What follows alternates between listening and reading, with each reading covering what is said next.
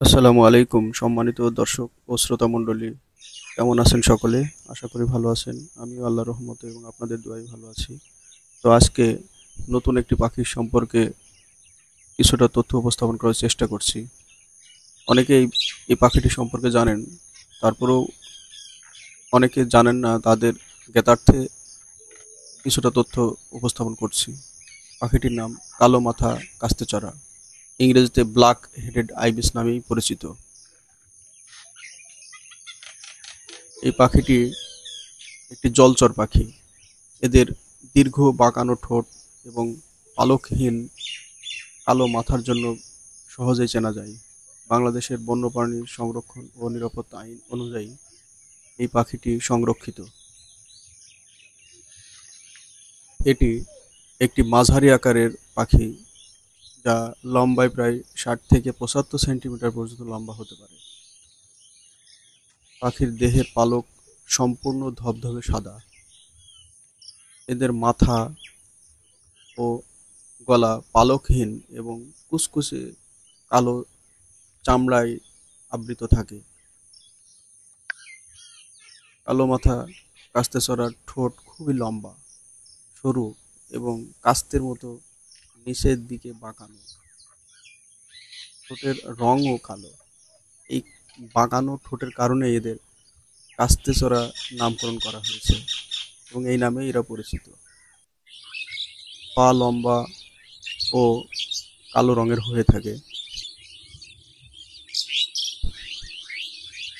প্রজনন ঋতুতে কিছু পাখির পিঠের নিচে দিকে ধূসর পালক এবং বুকের উপরের অংশে সামান্য হলদে আভা দেখা দিতে পারে। ওড়ার সময় ডানার নিচের কালো চামড়া স্পষ্ট দেখা যায়। কালো মাথা কাস্তেচড়া মূলত মিঠা পানির জলাভূমি পছন্দ করে। এদের সচরাচর বিল, হাওর, হ্রদ, নদী, নালা, প্লাবিত ধানক্ষেত এবং উপকূলীয় কাদা চরে বিচরণ করতে দেখা যায়। বাংলাদেশ, ভারত, পাকিস্তান, নেপাল, শ্রীলঙ্কা এবং দক্ষিণ পূর্ব এশিয়ার বিভিন্ন দেশে এদের আবাস রয়েছে। কালো মাথা কাস্তেচড়া এরা সাধারণত মাংসাশী পাখি। এদের প্রধান খাদ্যের তালিকায় রয়েছে মাছ, ব্যাঙ, শামুক, কাঁকড়া, চিংড়ি এবং বিভিন্ন জলজ পোকামাকড়। এরা অগভীর পানিতে বা কাদায় তাদের লম্বা বাঁকানো ঠোঁট ঢুকিয়ে খাবার খুঁজে থাকে।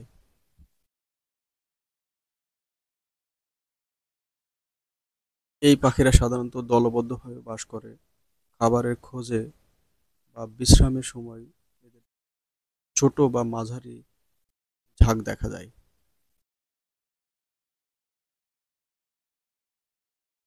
কালো মাথা কাস্তেচড়া এরা অন্যান্য জল জলচর পাখি যেমন পানকৌড়ি, বক এদের সাথে মিশ্র কলোনিতে বাস করে। সাধারণত বর্ষাকালে গাছের ডালে ডালপালা দিয়ে বাসা তৈরি করে। স্ত্রী পাখি আনুমানিক ২ থেকে ৪টি পর্যন্ত ডিম পেড়ে থাকে। বিশ্বব্যাপী জলাভূমি সংকোচন, দূষণ এবং আবাসস্থল ধ্বংসের কারণে কালো মাথা কাস্তেচড়ার সংখ্যা হ্রাস পাচ্ছে। যদি আমরা প্রাকৃতিক ভারসাম্য রক্ষা করতে চাই, তাহলে এদেরকে সংরক্ষণ করা আমাদের নৈতিক দায়িত্ব। যদি আমরা সংরক্ষণ না করি, প্রাকৃতিক ভারসাম্য নষ্ট হবে এবং আমরা যতই যাই করি না কেন আমরা সুস্থভাবে বসবাস করতে পারবো না।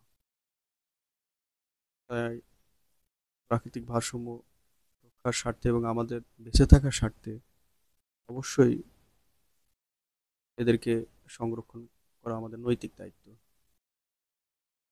সকলে ভালো থাকবেন।